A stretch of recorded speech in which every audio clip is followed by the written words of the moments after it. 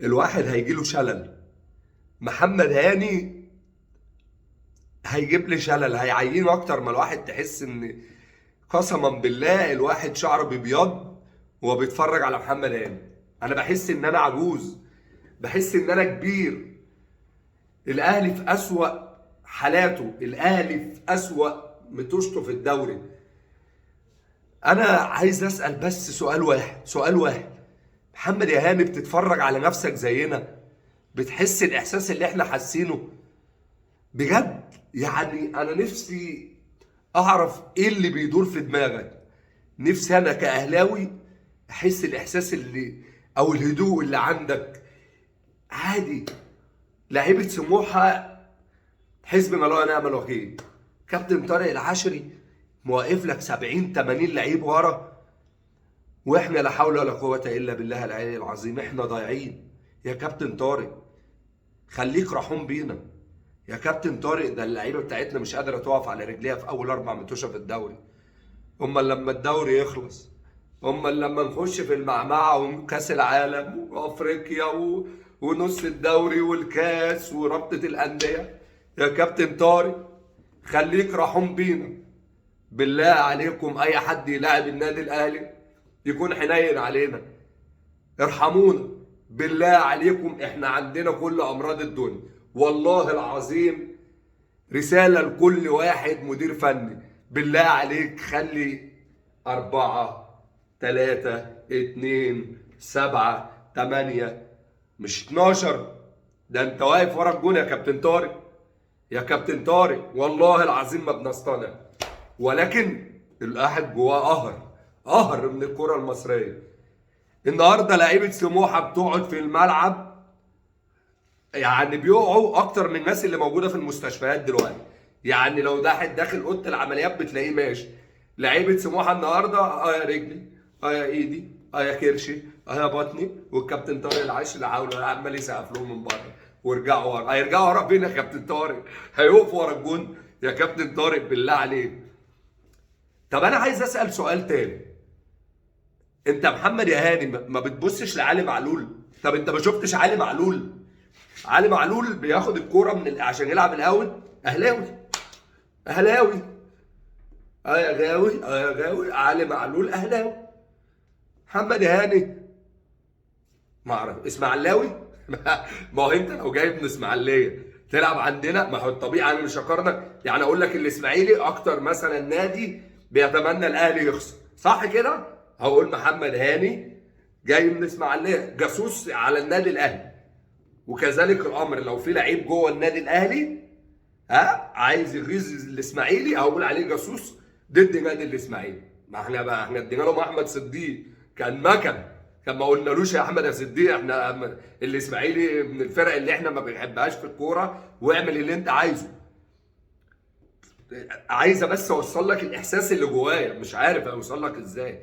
مش عارف يا محمد يا هاني، مش عارف هنلعب باك كاس عالم من غير باك يمين ازاي، هنلعب افريقيا من غير باك يمين ازاي. وعلي معلول الراجل الشقيان اللي بقاله 200 سنه بيلعب في النادي الاهلي لازم لنا باك شمال عشان يساعده شويه، زي ما كده كان عندنا جilberto وسيد معوض. شغل الكوره، شغل اللعب، دور. عايزين 2 راس حربه، 2 راس حربه كده مكان محمد شريف وحسام حسن، ونشوف شادي حسين قصته ايه معانا. لان بجد خلاص احنا محمد شريف بيثبت ان هو ما عندوش حاجه يقدمها للنادي الاهلي. محمد شريف ما عندوش حلول تانية يقدمها. عمرو السولية اتقي ربنا فينا. الكوره مش بوش رجل الخارجي بس، ما احنا بنلعب كوره يا عم، مش مره ببطن رجلي مره. وبعدين هو سافيو بيعمل ايه؟ ما تسلمه يابا. هو انت شايف ان انت كابتن على الدنيا كلها، بس هم ليهم حق يلعبوا معاك برضه يا كابتن عمرو. انا النهارده مش موجود، ما فيش طبطبه. وقت الطبطبه لازم يخلص. هتيجي تقول لي انا بقى اصبر والدوري لسه طويل؟ لا، ما انا عندي كاس عالم بعد شهر، وعندي بعد يومين 3 ماتش في الدوري تاني، وعندي قصه وعندي موضوع. والنهارده الزمالك بيدينا فرصه من ده، فرصه من دهب، ولكن احنا ما بنستغلش حاجه. احنا على الله حكايتنا. حسين الشحات يقعد لكريم فؤاد يا عم كولر. وبعدين حكايه الورق والقلم دي الصراحه بتضايقني. انا هقول لك بقى، ما انت عندك طول السبع ايام الاجازه، تمام؟ اقعد بالورقه والقلم. احنا اخر ماتش لعبناه يوم الاربعاء، كان عندك الخميس تكتب والسبت والجمعه تكتب والسبت تكتب، ما تجيش تكتب لي النهارده في الماتش. ما انت شايف كريم فؤاد ما حدش يلعب على حسين الشحات، حتى لو بيلعب ب 50% من مستواه. كريم فؤاد ما يلعبش على حسين الشحات. كريم فؤاد مجتهد وكل حاجه، ولكن ما بيلعبش على حسين الشحات. وهطلع عمار حمدي ليه؟ وهقعد قفشه بره ليه؟ يا نهار اسود. قفشه اللعيب الوحيد اللي عنده القدره ان هو يطلع لك باص.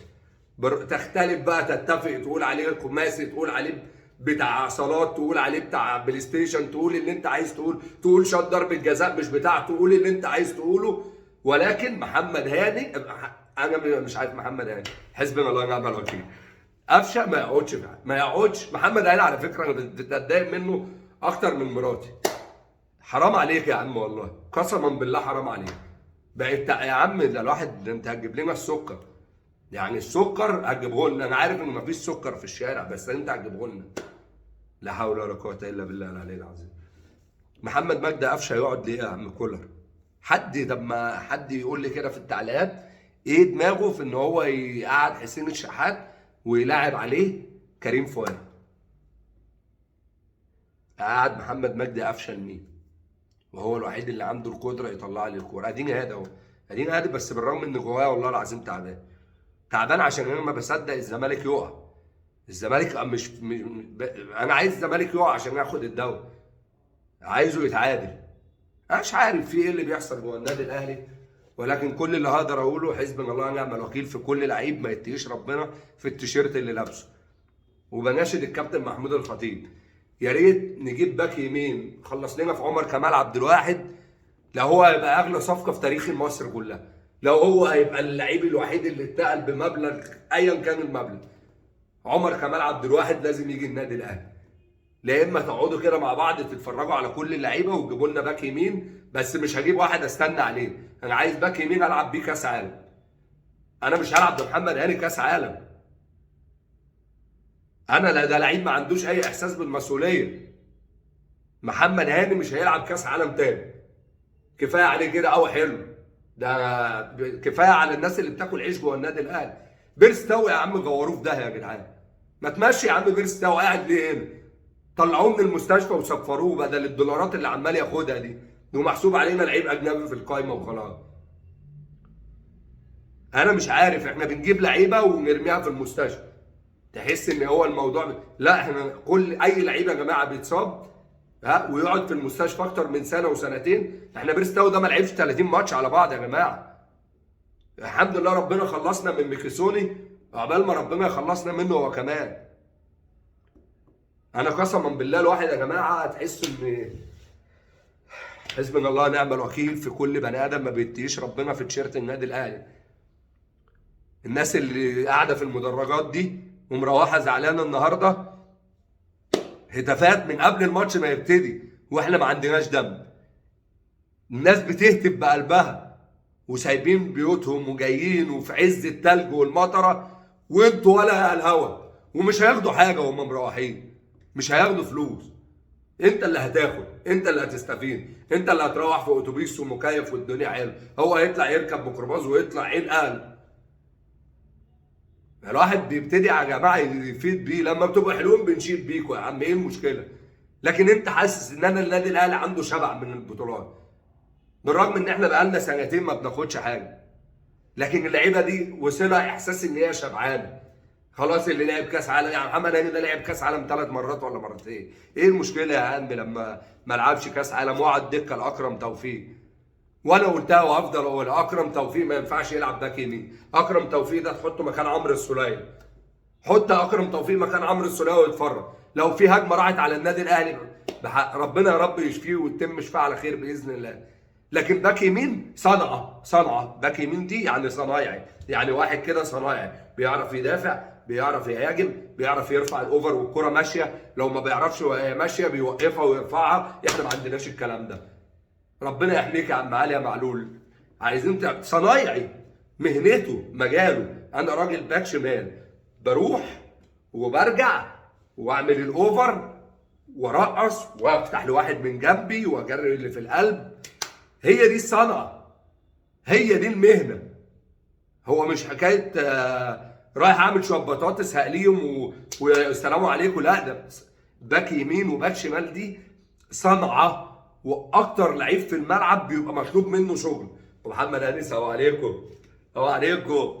ملوش دعوه باي حاجه يا جدعان، انا هلعب. انا اي لعيب يعني الصراحه انا داعي على الحته دي، اي لعيب هيجي هدى عليه يجي له صليبي وهيجي له السل ويجي له الضغط ويجيب لنا احنا السكر. من الاخر محدش هيلعب في باك يمين عشان هي محجوزه لمحمد هاني، بتاعته باسمه خلصانه بشياكه. اتمنى ان شاء الله باذن الله الماتش الجاي محمد هاني ما يلعبش. سلام عليكم.